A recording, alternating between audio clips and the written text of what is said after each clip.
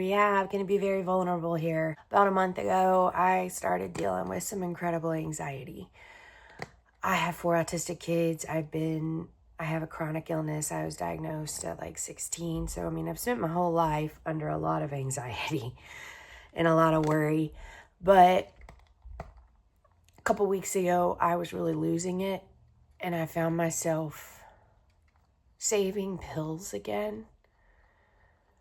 And that's always a really bad sign.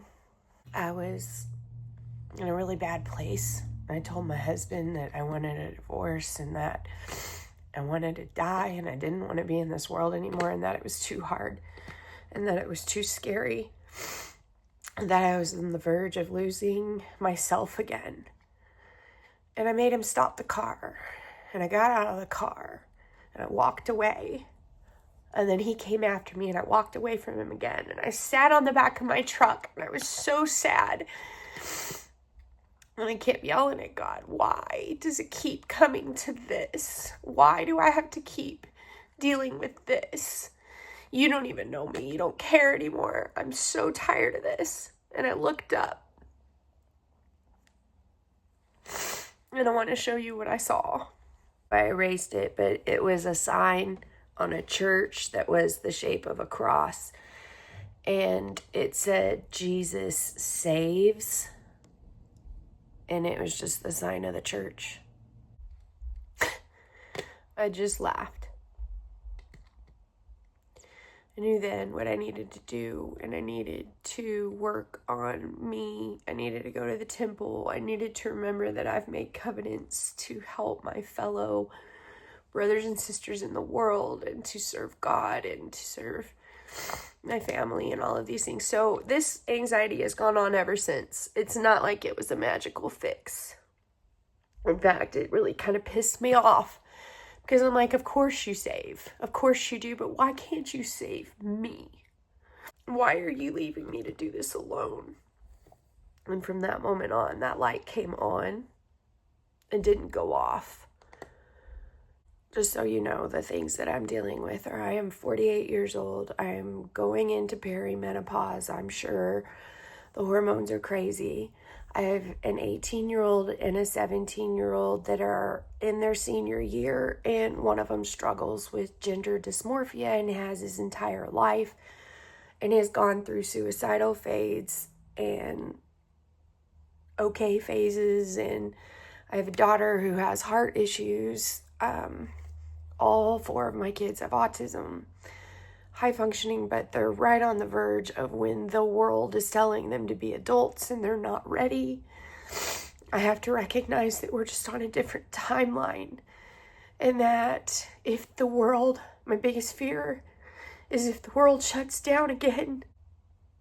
Last time we struggled to get my son's insulin, and that's life or death. Within 2 weeks, a month, my kid could be dead. He has type 1 diabetes and he no longer produces any kind of insulin, and you need that to stay alive, or you starve to death while you're eating. It's insane. So there's a lot right now in my life, and sometimes I don't know how to give it over to God. It's like I carry this giant hiking backpack, and because I've had to be strong, the world keeps handing me these giant rocks to carry around and be responsible for. Literally knowing that my son can't turn to anyone else about these certain problems, or that my daughter doesn't have answers about her heart issues, or that my other son, Ammon, who has POTS, doesn't. There's so much to carry. I'm not saying that sign fixed anything, but it did, at the bare minimum, let me feel a little bit more seen. I'm still carrying this giant backpack full of heavy rocks from everyone else, which is why when my anxiety hits, it gets to be too much, because I'm supposed to be the strong one. At least yeah. This is a really hard phase of life. Men, I hope you understand that your wives don't want to be feeling like this. menopause and perimenopause, and the fact that we're all just finally talking about it. Bless my husband.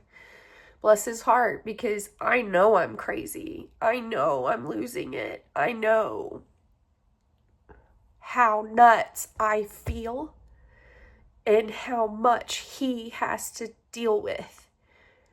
And sometimes it's all his fault, and it's really not. I'm okay. I'm not suicidal. I am doing a lot better. We're seeking help and therapy, and it's still a lot, but it feels just a little bit lighter today, and that's okay. I'm doing a little bit better day by day. I gave myself goals. I'm making all of these food videos while I'm not working. I'm getting ready to go back to work in like 2 or 3 weeks. At the ski resort, we're getting ready to start back up, and my job will amp up very, very, very quickly. So once that happens, I need to be mentally sound, because I'm supporting teams of cooks. It's just funny to me how at my darkest and my lowest, I get these signs that he's still there carrying me.